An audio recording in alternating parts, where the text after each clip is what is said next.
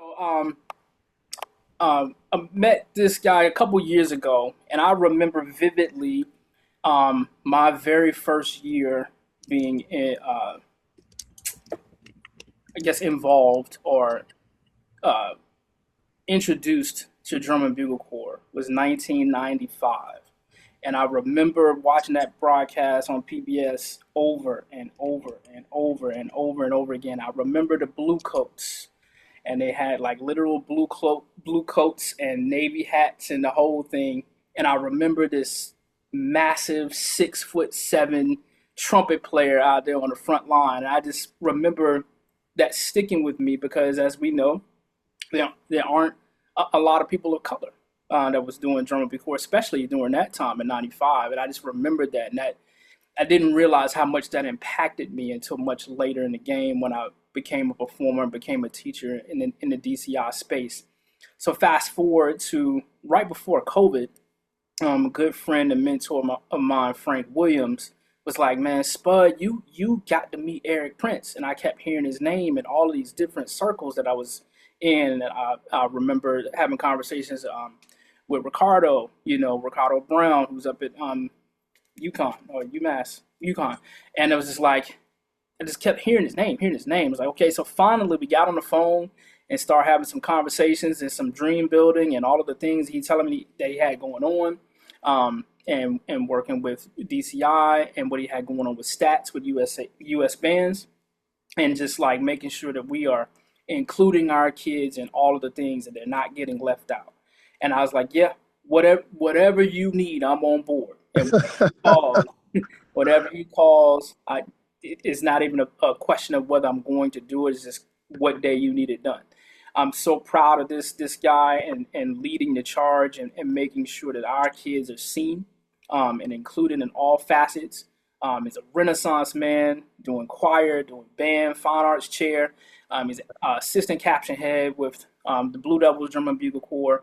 And he's the leader of the initiative of the Stats U.S. Bands Initiative, show style, traditional style assessments for our style bands. So you've probably seen those circuits popping up all over the country and Southeast right now. So I'm going to be dropping some gems on us about how to create solid air production for our marching bands. And it's just a fantastic educator. So let's give it up for Mr. Errick Prince. Oh man, can you hear me okay, Brother Brooks? We in Okay. that boss. Okay, so good morning to everyone. I'm sorry, not super dressed here. I'm on tour right now in DCI, and it's 7 a.m. here in beautiful Los Angeles, California. So I can look off and see the mountains. I'm at a see the turf field, and I'm right next to a pool that I can't get into. So things are going okay. So wow, quite a introduction there. Uh, so someone referred to me once upon a time. Recently they call me the Clarence Avant of the marching arts. So if you know who Clarence Avant is in music, he kind of makes things happen. So very excited to be here with you this morning. I'm going to talk about a few things, but not to go heavy into the bio, but I want to stress a few things as far as my passion for music and the avenue that I mostly focus on that people will recognize me for is the marching art side of it. But I'm very serious about every idiom that we cover within our classrooms and within our prairie for music overall. Uh, the drum corps activity has taught me a lot. Coming where I come from, small town down in South Georgia from Albany, and had great professors and great teachers and great band directors and through college as well, and running a lot of ensembles. But DCI, Drum Corps International, taught me a lot about legit endurance, uh, brass pedagogical techniques that just mean like you have to be able to have a ton of endurance and learn how to maximize the muscles that you have. One of the things that I like to stress, and I get this from all the corps that I've worked with, so I'll just kind of start on the DCI side. So I was a marching member of Spirit of Atlanta Drum Corps, and I was a soloist there, and then left there and I went and marched Bluecoats to Canton, Ohio, and I was soloist and section leader there as well. I was fortunate to come onto that brass staff at that point in time. And what I want to do is I'm going to kind of tie this story in just a little bit before I start hitting. Sorry, I don't know what that was. I'm going to try to tie this into progression and grace that our students need to be lent, and then our young band directors as well. The instructors that I work with here at Blue Devils, I told them, I said, the Errick Prince that is here now doing this after all these years and having some knowledge and some blessings bestowed upon me, my 1996 first year, 21-year-old, whatever, being an instructor, I would have fired myself. Man, you fire yourself? Yeah, I would have fired myself because uh, Doug Thoreau and Dave McKinnon were my leaders. And what I'm saying is they allowed me to make a ton of mistakes. They gave me the grace, they gave me the time, they gave me the opportunity to make my mistakes and learn. And they never disrespected me, they never browbeated me, they never, uh, you know, put me in a narcissistic type of light because I did a lot of instruction by frustration. Somebody make a mistake, I'd show it on my face. Every time a mistake was made, I'd make it known. Those kind of things that we tend to do in the classroom with a baton from time to time, or if we're leading it from the classroom perspective. The other side of it is that sometimes I would lead through intimidation and fear and a title. Well, I'm the instructor, just do as I say. So a lot of those things that I did early on, and as a band director as well, man, it's just the simple words I use is be good to yourself. I know that's simply said, but if you just say that to yourself, be good to yourself, that'll calm you down some. And then at the same time, there's not a student or a child or a musician or a choral student or a flag member or a color guard member or a percussionist, none of that.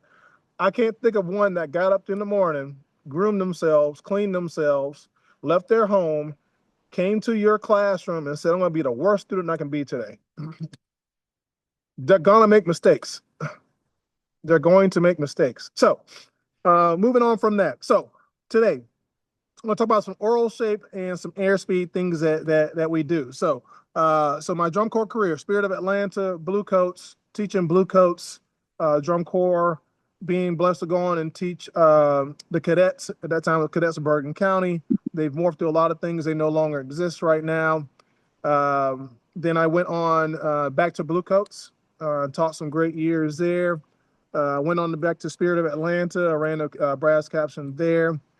Then I left from Spirit, went back to Blue Coats, Santa Clara Vanguard here in Santa Clara, California, and now with the Blue Devils drum corps. So been doing a lot of stuff here within the marching arts. I'm pretty experienced across the board. If it's on the marching field, I've pretty much instructed it or been a part of it. From bagpipe bands to every kind of marching band you can think of. Our traditional show style hybrid, a lot of core experiences across the board, and military style band, as well as bell corps and of course drum corps. So here we go, Eric. Let's go and get to the business. The biggest thing that I notice, and I'll talk about stats and U.S. bands later, but let's talk through some of this pedagogical stuff. One of the specialties, and you have to be able to tell your own sound. You have to know your own sound. And I'm hoping I'm going to try to play a couple things here. I'm hoping everybody can hear that. So I'll be using a harmony director for a few of these things. But to start with, it's the oral shape and the sound that we want to generate. Some of my concerns that when I hear bands specifically making sounds, or when I hear them singing, we do a really good job of pitch matching. So if I play that F, it is an F. But what happens is, even with that F going, there's different colors and different timbres we want to focus on. So when you play these things or when you get these pitches for your students, yeah, they can match the pitch. Problem is the color. And that's where the sonority and the maturity of the sound is what we always want to aim for. We think about the levels of responsibility when it comes to listening and then execution. Everybody has a sound. As I say, when you play, I'm a trumpet player, but when I hear certain people play, I can hear a Clark Terry versus a Freddie Hubbard just by their sound, same pitches. I can tell a John Faddis from a Wayne Bergeron by their timbre. I can tell I can tell Coltrane from Charlie Parker. And this is where we want to come into. And so many times I'm just kind of like, what is your band's brand? What is your band's sound? What is your band's identity? One of the things I love about having so many people on here, I'm going to constantly go back to our HBCUs. Some will call it conference specific, but there are certain bands that are, whether they're in the SWAC or SIAC or the MEAC or CIAA, or if they're independents, as soon as they start playing, you can tell because they have that color. And those are the different levels of musicianship. The pitch matching and those kind of playing the right note, putting the right buttons down, putting the right keys down, those are like second level things.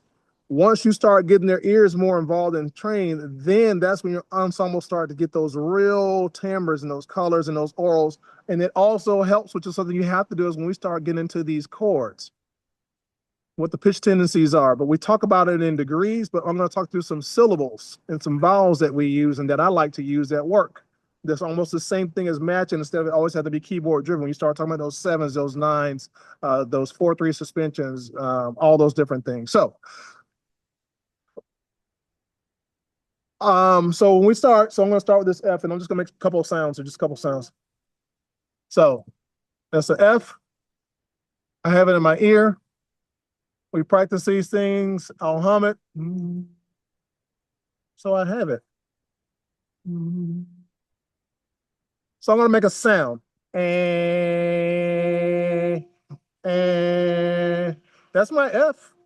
And is that the sound that I want to generate? Probably not. Oh, those are the type of things we want to start getting into. Okay, so I'm going to talk through those things. So it takes time. If you treat this like it's just a concert B flat scale, it won't transfer. You have to map out your color, your band's color, your band's timbre. So pitch matching versus timbre, okay, and color. So what we have to do is we have to get them comfortable with singing. It is the hardest thing to get band kids to do because they get embarrassed, especially if they're younger. Some of the boys are going through puberty. Some of the young ladies, they don't like the fact that you're going to get them into that lower alto or get into those type voices as well. So you have to relax them. So we start with some of the basic stuff that they do on an everyday basis. The first thing I tell them is, when you get out of bed, what's the first thing they do? They say they yawn. So I make them yawn. That breath that they take is the most natural breath they're going to take. And then that exhale literally creates the oral shape that they're going to do, because it's some of the most relaxed side. So then you make them make those sounds. The other thing that I say is, when you say something, they get irritated, or they roll their eyes, or you're a parent and you tell your child to do something, what does your child do? Those kind of things are natural. They mean that. Just get full expansion and use those things as tools. The things they do naturally, use those as tools, but make them do all together. Turn it into a contest. Make it kind of fun. Challenge them back and forth over situations like that. Okay. The other thing that we talk about, that I like to talk about, is how they breathe. Now, we all know that our lungs start here and down and rotate up and down, and then they also go from the front to the back. As I tell my students in the arts, the marching arts side of things, as well as when we're doing wind band as well, the breathing should feel uncomfortable for a long time, because we can take in far more air than we use on a regular basis. What we use to speak with is acceptable. We train ourselves with these things. What we use to inhale and exhale, we use those all the time. But when it comes time to actually breathe correctly for an instrument, it's pretty uncomfortable. And the reason why I say it's uncomfortable is because when they start learning how to truly expand their full, let me see if I can adjust my screen here a little bit. I'll try to stand up a little bit. So when they learn to full expand from the top of the lungs, rotate down, so it's about twice the size of so their hearts are fist size, the lungs are the two of them together, and have them go full around the backside. The lungs do full expansion. Be careful about saying the diaphragm. That was something that I was raised on. We have to be really cautious about that. And I'm not trying to tell anybody they have to be an anatomy specialist, but we don't breathe from a diaphragm. I just want to be clear on that. That diaphragm is a little thin, little skinny, ugly, pink piece of tissue that's right there at the bottom of our rib cage. And basically what that does is it just helps when we inhale, it expands with us to keep our intercostals in place so that our ribs don't collapse down into our gut or do something bad to our organs. That's what that does. When we inhale, it does the same. When we exhale, it does the same thing. It deflates. So that way it gets time to kind of work on itself. So don't say diaphragm as much, please. Just be cautious about that. The intercostal muscles are the ones that support that side, and then we want to focus on the lungs. When we say breathe, a lot of times they'll breathe in and they'll just kind of keep it right there in the throat. That's not what we want to have it. So force them to clean their throat. So when you get up in the morning, I tell them, say, if you have a cold or something, or you have allergies, how do you clear your throat? And they go, as soon as they do that, they can feel that vibration there from the esophagus, and it's at the top of the lungs. This is what we want to focus on when they start to do those things, okay? I'm going to talk through. If I'm going too fast, please let me know, but I'm sure this is being recorded, and I'll kind of keep going, and then I'll check the chat because we'll have some time for that. But back on it. So we start talking about things. We talk about the temporalis up here, which is our source. It helps with our vision. It helps to be basically a connector for our ears as well. So they have to learn how to do some soft tissue massage. And we do a lot of massage and a lot of things as far as insulin. And then at the same time, they have to understand how much that pulsating works. So when they have head pressure and those things, those are indicators that start letting you know that, hey, you're overworking something or there's too much tension in your body. You're not maximizing relaxing heart rate, and you're not getting the full lung expansion. So I give them all these things to start with first. So temporalis, okay? Then we come to the masseter. I'm not going to touch all over my beard, but we have our masseter back here, which is this bone that literally goes right along our jawline, okay? You have to get them used to opening because we're going to do some oral shape stuff because they're going to talk in a comfort zone and they'll speak around here. They have to learn to use to full expand. So we do different facial muscle things, chin things. We do some things with the tongue, kind of working around. I have a whole routine that I do with everybody, but it's to get it to work. When they're doing massages, they're opening and closing. If there's a lot of clicking, that lets them know that that area back here where that TM joint is, there's too much tension and it's tight in it. So if anything that's in here that's tight in the face, it's going to automatically transfer to the instrument. I cannot stress that. So it can't, I know we're clock people, but you have to make sure that the fundamentals always stay fundamentals. This is where you can see that tension and the anger and the frustration in the sound. And I'm like, it can sound great, but you still look in control and realize that it's an instrument. It's not a weapon. Okay. So then we come down to the buccinator, which is basically just a cheek area. And this is our resonator. I'm going to talk through this a lot. This is our resonator. So this is something that, even though we keep it set and we work these things, it still has a habits function. So I'm going to show you a couple things here when I do some stuff here on that side of it. And then we're going to come down literally to the mandible, which is your jawline here, and then over towards the lip side. So the orbicular area. So here we go. So when I do some pitch matching, I'm going to show you what we do to go ahead and make those shapes. So first we use, I'm sorry, did I miss something? I think I heard somebody. I'm going to move on with the oral shape thing. So as we do this, I use a technique that I just call the thump technique. So if I force them to open their mouth, that echo that comes in there, that's their resonating chamber. So when we start with the middle, which is pretty much where we want to be, and you can practice this with your own, you can thump that pitch.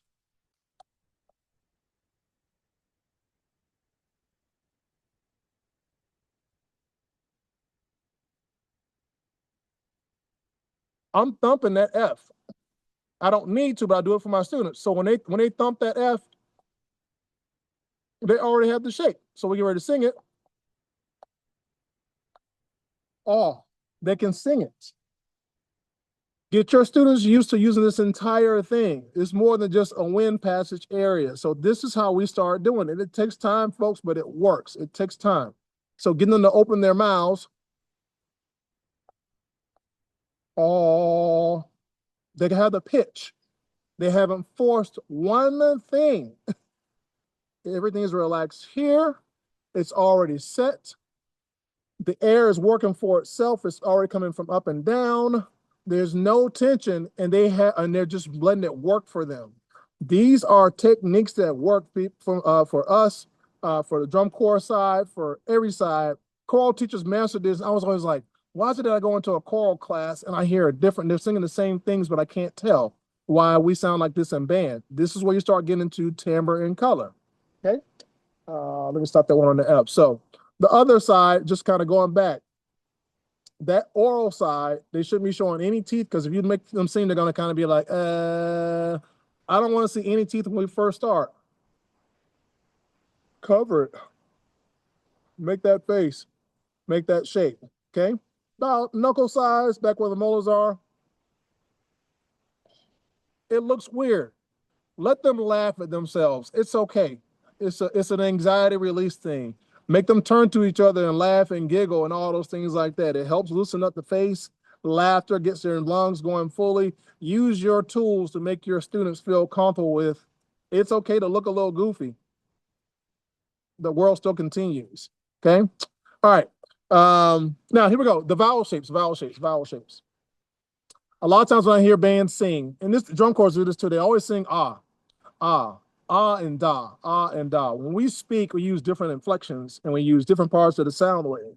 So when we start pitches, I make them use certain syllables, and we'll go through those, but then we have to hit all the vowels. A, I, O.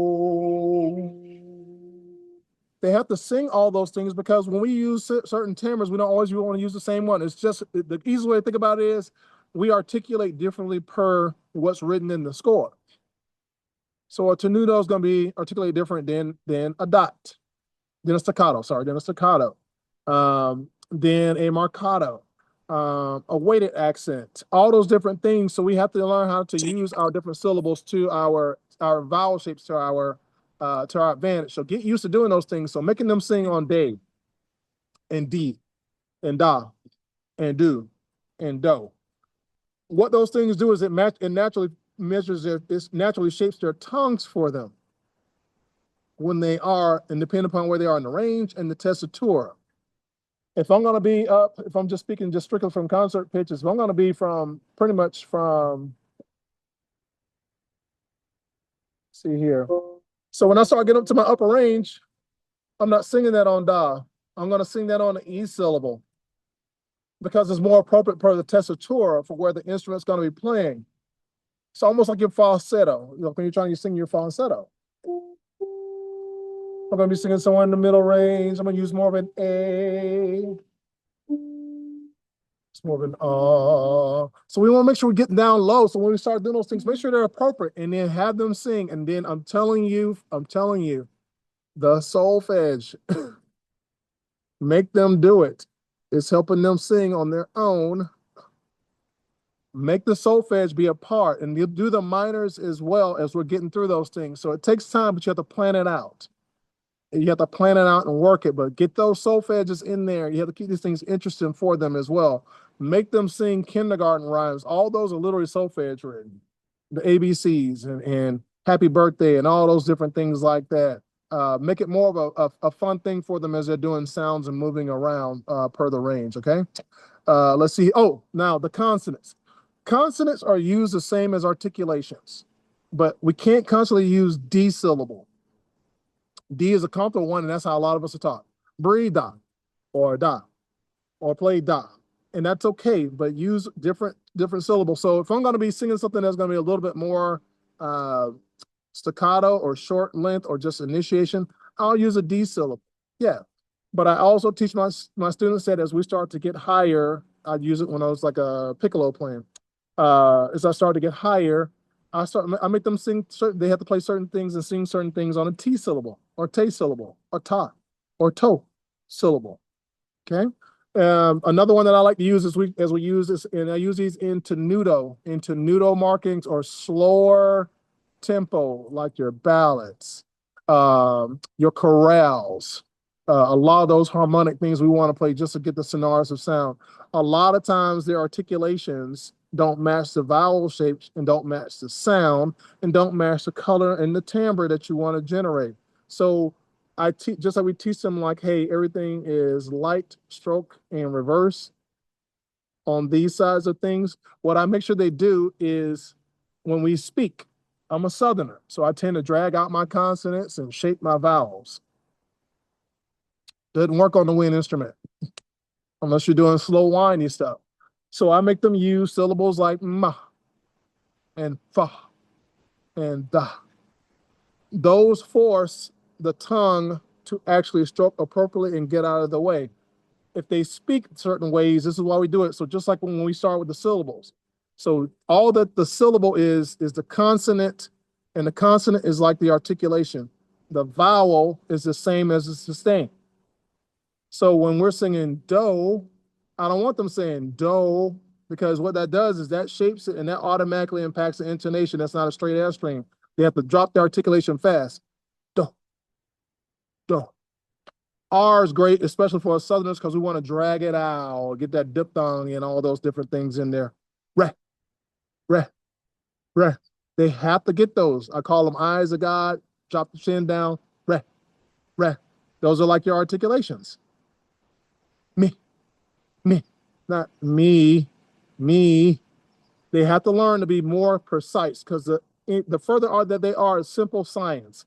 Every 20, 25 yards they're on that field, and they have an audience that's times 4, times 6, times 10 further away from them on that field, the articulation gets more and more muddy. So they have to be extremely detailed for what comes out immediately after that bell. So those me,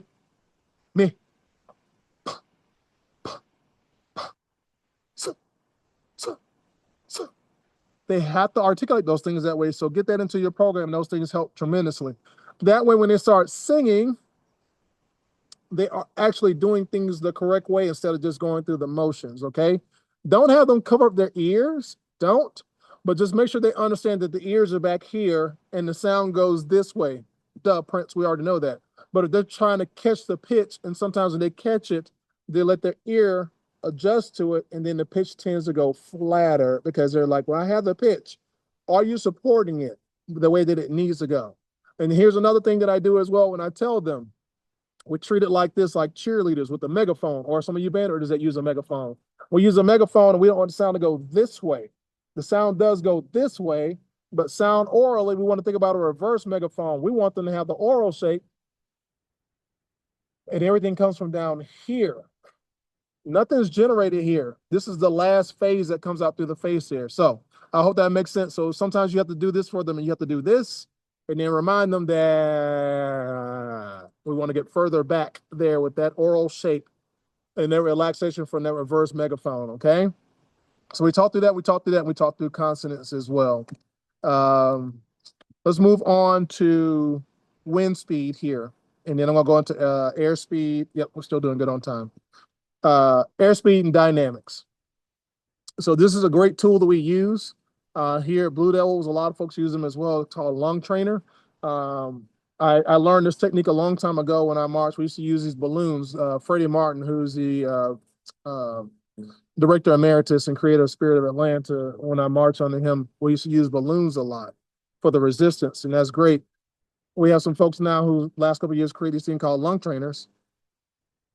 And it's just like, I'll put it this way, a lot of us learn and a lot of our students learn on recorders. This is like a great progression for like a recorder. It's got keyholes on them. There are some for woodwinds now. We have them for low brass and everything at the same time. We're visual. Marching arts is visual. Performing arts is visual. So we have these and we use the balloons because they're a direct indicator of airspeed and reversal. So when the students are going and they set, this is an acrylic one, we have different color ones, but it's also great to show the setup. Plus another thing for a lot of our students, I was one of them. I started as a tuba player. I had to grow into these lips, but I became a trumpet player. These things have always been the same size since I was 100 more, well, too many pounds ago and no gray hair. But these lips were still the same size. So, just like anything else, if I play with a lot of pressure when I switched over to trumpet, these things are going to clog up. That's just how it works. So you have to learn how to use the techniques, not necessarily about buzzing, just the vibration point, where it meets. Those are natural things. You have to learn how to shape it per the lips. Of course, we already know this. I know this is basic pedagogy, but this is another great indicator where they can see some mirror stuff to see when they're having pressure issues and timing. So we teach them how to come in backwards and how to work on it. When I say coming backwards, instead of taking a See, that's throaty. But if I say how, the word how, say it in backwards, you can practice it on your own, practice to go how in backwards. That opens those lungs up automatically. They're full expansion, whether they're sitting down or not. And see, a lot of times that's going to make you yawn because that's a natural reaction. So how in backwards, that opens it up naturally. And what it does is it creates a wind tunnel and it'll give it direction for where they want to go. We point with our fingers, but air really goes in a cycle. The warmer, a little bit slower, so it has to be more deliberate with the direction on it. So it has to expand more so it comes out. And the faster, it's the higher, right? So I'm still gonna do the same thing no matter if I'm gonna play at a soft dynamic or a mid or a high dynamic. Same breath, how in and reverse.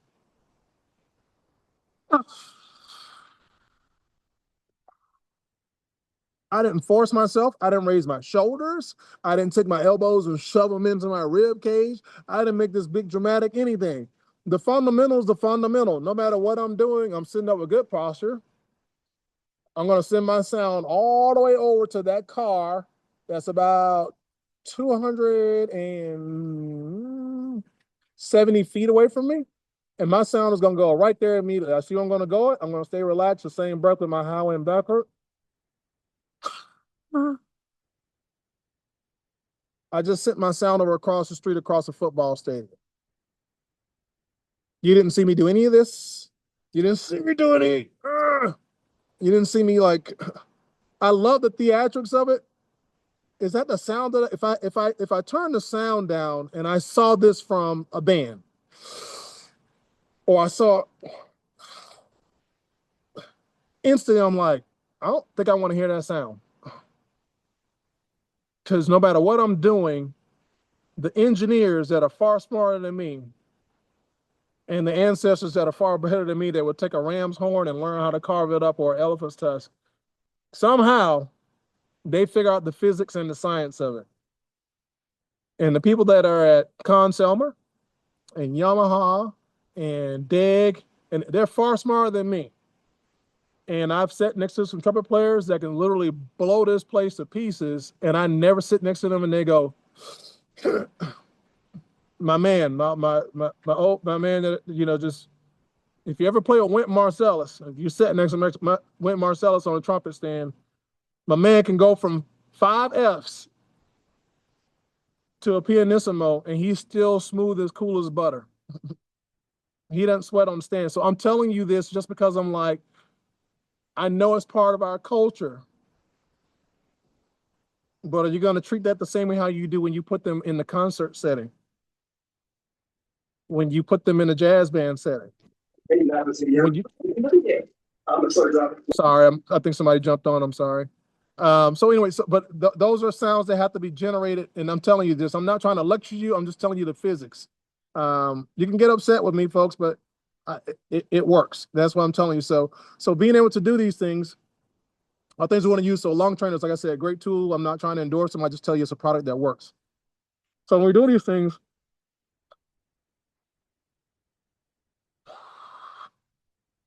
that's my pianissimo. This is my mezzo forte.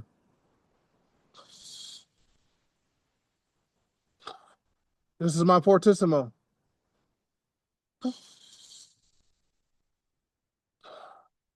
It all looks the same. It's a reversal of the speed. So when I'm talking, so what we do is we did this because we're still performing in the ensemble, but the arena, the stage is what changes. Whether if we're on in an auditorium, whether if we're in a theater, whether if we're on a grass marching field, a turf marching field, whether if we're in a small stadium, whether if we're in an arena, whether if we're in a dome, we don't change our approach because we equate dynamics to airspeed. We train our students to do airspeed. The reason why is because we don't want them shrinking their sound and changing the fundamentals based off of what the environment is. So what we say is here, and I use this with a lot of bands that I work with as well. What we call a mezzo forte is what we call a 12 count airspeed. And what that means is when our students inhale and they go out and they exhale, they should be able to get 12 quality good counts. I didn't say be empty because we don't want anything, just like you don't want your lungs getting down to the bottom 15%. You don't want your students playing down to the bottom 5, 10% either, because it's not a quality sound, it's not quality air, and the body shrinks down because the lungs are having to work so hard. Breathe more often, stagger breathe, but a mezzo forte is about a 12 count breath and release.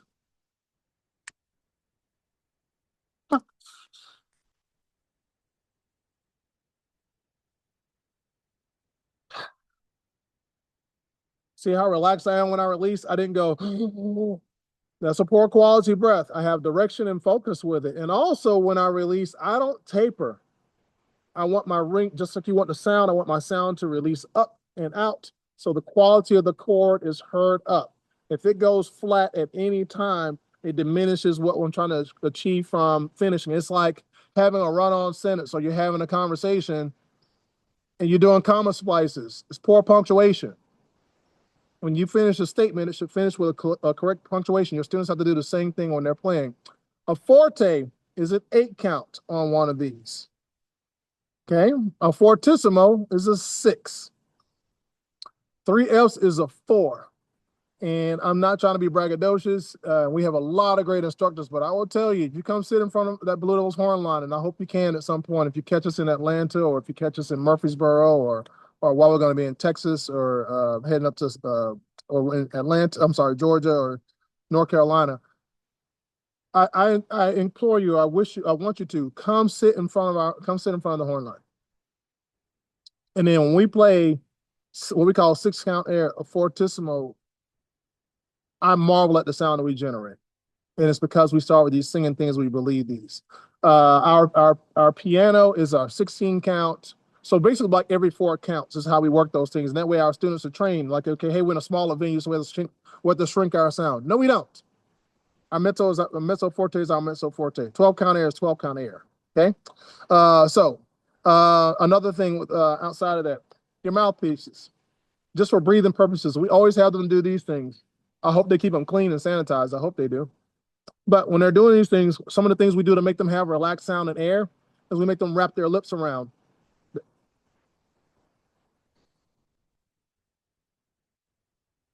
That will give them wind speed and direction. When we have them do a lot of these things, we have them do a lot of these things. Their focus is sound, and yes, it's vibrating and it's generating. But when we talk about airspeed,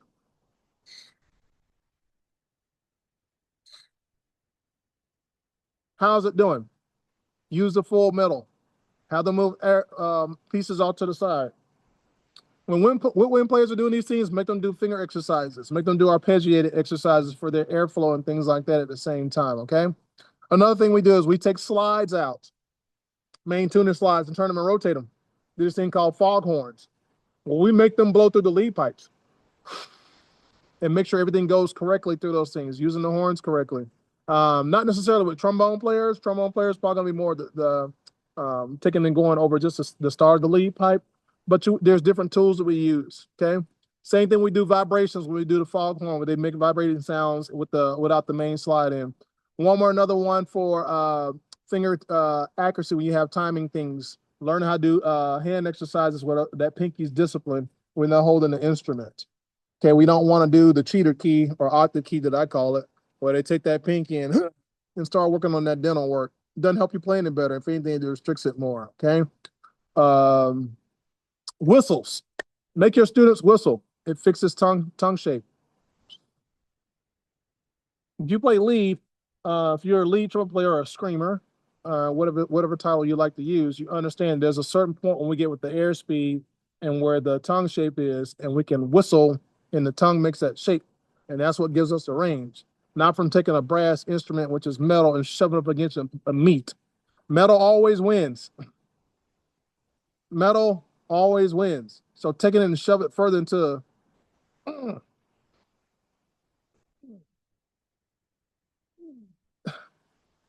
you're laughing because I'm making that face. Do you not realize that's the same sound your students are making? I can get with some bands and I hear them grunting.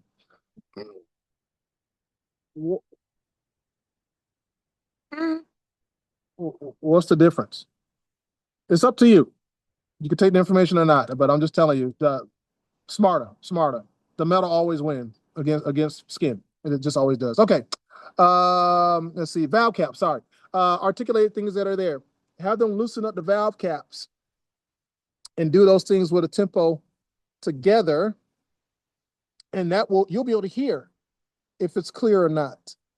Especially start playing at larger and higher dynamics. So when you think about those things and the finger discipline is there, it's already set. And then you can tell, are they moving together, especially that third valve, those 2, 3, 1. So just kind of work those things together. It keeps them on their toes, folks, on that side of it. I'm going to wrap up here in a minute, and then that way we can do some Q&A. I guess probably need to look at the chat to see a few things as well. I want to stress this. The more you can expose your students to, the better. I can't stress that enough. I understand a lot of times our egos will prevent us because we're like, well, I don't know how to do that, so I'm not gonna admit that, or I'm not gonna confront that. So I want my students to think that I walk on water. None of us know everything. This is a barter system. It's not a it's not a use abuse relationship. Being a band director, you already understand it's a community in your school district or wherever you are. Yeah, it's competitive, but use your resources. I always say this: we do a great job of this during concert season. I feel like we don't do a good job of it during marching band season. Just my observation for the majority.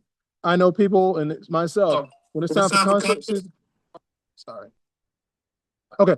Um, Somebody is great with chorales and they've done Lincolnshire Posey or something. So I'm doing that for my concert and I'm going to take my band to Midwest. I'm going to bring that band director over to work that or whatever march. And we'll share that all day long and do that during concert season. Marching band, somebody has an amazing piccolo and clarinet section and they can do all these different things you want to learn. But I'm not going to call them because they're my competition. They're my ops. My students don't like them. So what? We're all in the same boat. If you can't have friendly competition, come on, y'all. We're better than this. The culture is a culture. So if I know somebody that knows something great, yeah, come on over and I'll my assistant will run or I'll get somebody to watch my class today and I'm going to come over to your school. And then you do the same thing over to my school. That's how we get better is by doing that. And if I have a weakness, I always said as a band director, if I have a weakness, I might not be able to make it my strength, but I need to at least be able to bring it up to neutral. I'm terrible at double read. So what am I going to do? I'm going to work on that bassoon. While I'm working on bassoon, I got a peer. That bassoon is that person that plays double reed. They don't know how to play French horn or their French horn sections for it. So hey, you come work mine. I'm going to work with your French horns. Hey, my ear needs training. You're a great percussionist. Give me some work on timpani. I want to come work on timpani. Okay, I'm gonna come run your trumpet section for you. Find out how to use your tools. None of us really have a bazillion dollars to hire a bunch of contractors. But if your ego is what's stopping your band from getting better, who is it really helping in the end, and who is it hurting? That's my 2 cents on that one. The other side of it, if there's an interest, please don't poo-poo your students from doing it. Please don't. If there's an honor band, if there's a clinic, if they it, talk to them. There's a contest going on and it's and you recommend they go in there like, hey, Mr. or Miss such and such, I don't have it. Okay, can you not buy that $250 pair of Jordans and just go to the outlet and buy the $120 ones and then get this $40 in here so you can go to this clinic and learn from these folks and then get these tools and come back and help your section and your band be better. You never know if you don't ask. But if it's something related to marching band, get those kids. If your band does only traditional style, get them with a core band or a military style band. Show them stuff. If your band only does core style, get them around something that's hybrid. Get their ears out there and show them different stuff that's within the idiom. Everything doesn't begin and end with BOA and US bands. Everything doesn't begin and end with Drum Corps International. There's a lot of bands of excellence in the circuits and they get a lot of attention because they work. But I tell you what, it's because they do all the stuff. That's the reason why they are. And honestly, when you think about it, the ones who are most successful are the most humble ones. I'm not trying to do a lecture here, but I'm saying they're the ones that I notice that are constantly bringing people in to work with their band and listen to their band, and they're sending tapes and they're sending recordings, and they don't act like they know it all. They're like, hey, I know what I got, but I still want to tighten it up. Remember, it's not hard to get from 0 to 70. It's not hard. It gets harder going 70 to 80. It gets harder going to 80 to 90. When you get to that 90, it's those micro details, those things that drive you crazy, that keep you up at night. That's where the eagles fly. That buzzard stuff, that's basic. I don't care about that. Pigeons and buzzards. No, I want to know what the Eagles are doing up there and top in that band circuit. So that's how I get down, and that's how I got to where I am, is by not just using people, but saying, hey, I borrow with you. I do this well, you do that well. I want to learn this. What you want to learn that. Let's work together. And that's how I kind of work. And then I'm a resource for all of you as well. So I'll put my stuff in the chat. I'll shut up. I save some time here so we can do some Q&A. Very excited. Again, I appreciate everybody being allowing me to be a part of this morning. I was very excited. Like I said, it's the drum corps is still sleeping. We got a lot of work to do here today. Working hard here. Let me put my stuff in here. Brother Brooks, is someone facilitating the Q&A, or do I just do that? I just need to know. Yeah, I picked up on a couple questions as we were Okay. going in. So one that came up was from Brother Bradley out in Virginia. If you could show us some more of your the exercises that you do with the lung trainers, we do have some people starting to purchase. So just want to get some practical uses out of them. um, what I will do, I can handle this a couple ways. So my email there is in the chat. And then at the same time, I can email it to someone, or I don't mind sending it out to multiple folks, but if you want me to send it to someone where everybody can have access, I can send that so they have the website to go to, whatever you prefer. Brother Prince, if you just send it to either Adam or I, will get it uploaded into the Google Drive. You got it, sir. You got it. And for everybody that's here today, especially if you're just chiming on, all of the resources and things that are coming in, we've created a Google Drive for everyone to have access to. So all of the PowerPoints, all of the presentations, any PDFs, all of those things will be in the Google Drive that you'll have access to. Any more questions or anything? Let me see here. I don't know if there's any questions. If you didn't get it in the chat, feel free to unmute if you need to ask your question. Sorry, I got to put these sunglasses on. This California sun is kicking now. I don't see any other questions. Brother Prince, someone asked if there's time to talk about it. As someone that just got a set of lung trainers, what are some exercises you do to develop endurance? So there's an entire manual for the lung trainer, but what we try to do, so I'm assuming you got a full set that you got both brass, and you got woodwind, and you have the low brass one, which is the wider bass one. The basic exercises, I'm telling you, do not use the balloons initially. What you want to do is just start with if you have the acrylic or you have the color ones, most of them gonna be those ones. Start with like recorder stuff. Have them do the setup and check the setup and do basic reversals on them. And all we're doing is, and this is kind of a cheater way, but have them inhale and exhale from the same setup.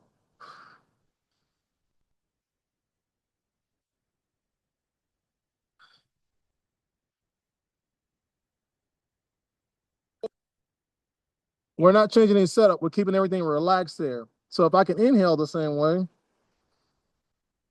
and reverse it, those are basic things we want to start with. Then we start teaching them how to break naturally with it.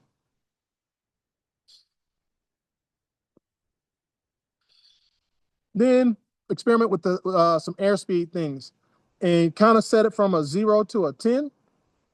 Like a 1 is slow, a 2 is faster, a 3 is faster, a 4, and then kind of, do those things to do the airspeed things before we even start talking about pacing, because they have to get used to realizing when it's like, when we do the hand stuff, what we call it beatboxing, we have them do those kind of things. That's one thing. That's spread, and that's what it is. When they use a mechanism, it forces to have more direction. So those are basic things I would start with. The setup, breathing in and out, almost like the scuba. We call it scuba breathing. Then have them do some finger stuff.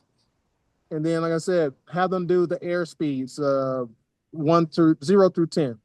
0 is looking, and then start it up. So start going faster. 10 is how fast you want to get to their hand. And then with the balloon stuff, like I said, the count structure is there on what that's supposed to look like. Too soon, they want to focus on, I want to get the balloon out as fast as I can. Is that the quality air that you want? Because you can't start it one way and then dissipate super fast. So it's an endurance thing. So I hope that helps. So yeah, start with those 3 and then build from there. And we got YouTube stuff, and then there's some things that Dr. Chip Kratz and myself have done as well that we're going to be releasing on YouTube. I have a quick question for you. Yes. I'm a middle school band director, and I hear our high school program. I'm trying to align with what they're doing at the high school, and they talk about air targets all the time, and they're also talking about this is a 12 count air, this is an 8 count air. I'm a saxophone player, and I don't really know what that means. Yeah. Can you kind of explain that a little bit? Yeah. So, and this is where we get into the different side with the woodwinds and the low brass players. So, but still, even when we talk about that, so airspeed is related to dynamics. So, like when you say a saxophone player, you're like, hey, I'm not like I don't blow in that. My horn is a different kind of conical that comes out this way, but it still has to have the shape, correct? Mm-hmm. You still have to have the tongue placement for the reed and where you're going to stroke with the tongue, but the air still has to flow over. And the easy way to think of it is I tell them you have to have different equations for the woodwinds versus the brass. But the simple thing is to say, when they say 12 counter, they say the air target, you want to talk, that's mezzo forte. So woodwinds, when they hear 12, okay, that's going to be our mezzo forte. But the thing is it going to be more warming and complimentary for alto voice, but you don't want it squeaky and offensive. And just like anything else, you have to decide where your band's lows are and where your band's high are. Okay. My drum corps fortissimo is not going to be equivalent to 99% of bands fortissimo. It just isn't. Mine's going to be bigger. Mine's going to have a whole different timbre, but you have to decide where that is. Wherever your mezzo forte is, that's your middle ground. So that's how you want to think about that side on that. Air targets are simply directional speed where you want to point. It's like shoot the arrow, throw the dart type things like that when they say air targets. And it's just a visual thing to help on that side. So you have to be very creative with the woodwinds because woodwinds get very bored that very fast. Woodwinds will say, that's dumb, that's stupid.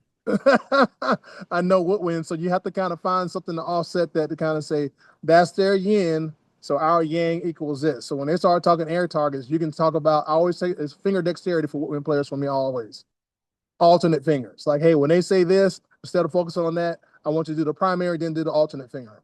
Hey, when we do this, instead of you being on the 7 of this chord, I want you to be on the 9. I want you to, you see what I'm saying? So you have to get woodwind players engaged in those things because it's all meant to help the ensemble get better. So whereas one is a focus for one segment or one voice in the band, the other sides have to have something. You can't just hold them prisoner where they're just kind of like, he's a trumpet player and he's always talking to the trumpets. He's a saxophonist. He's always talking to the saxophone. He's a percussionist. He's always talking. No, that's your job. Nobody gets to sleep during rehearsal because it always helps the band get better. So, sorry. Any other questions? This is fun. We have about 1 more minute. Okay. So if I don't see any questions in the chat, I think he'll share his schedule of when he'll be in Atlanta. So if you could just type whenever you'll be in Atlanta, that'd be great. I will be. Let me tell you now, and that's great because in drum corps we call it Swamp Tour. So next week I'm going to be in Texas. So I'll be in Houston from pretty much Tuesday through Friday, then San Antonio on Saturday for Southwestern Championships, and then Blue Devil's going to actually be up in Dallas, McKinney area on Sunday. Then we head to Murfreesboro. I'm sorry. Head to Hattiesburg, Mississippi. Be in Hattiesburg that Monday, Tuesday, Wednesday. Monday, Tuesday, right? Yeah, Monday, Tuesday, Wednesday. Thursday, we head to Tennessee. So Thursday, Friday, I'll be in Murfreesboro. Sorry, let me slow down. Thursday, Friday, I'll be in Murfreesboro, Tennessee, at Middle Tennessee State University. And then Saturday, I'll be in Atlanta. And then Sunday, headed to Night Beat in North Carolina. So I'll be in Atlanta in 2 Saturdays from now. Please come out, y'all. Please come out. I'm very easy to find. I stick out like a sore thumb in this activity. Trust me. Trust me. Okay. Perfect. Well, we want to thank you so much for being here with us today. It was a very informative session. And now I kick it over to Adam to play the promo video. Thank you. Family. And if you're able to, real quick, everybody, if you're able to unmute, let's give Mr. Prince another little round of applause. All right. Yes, sir. Good stuff. Indeed.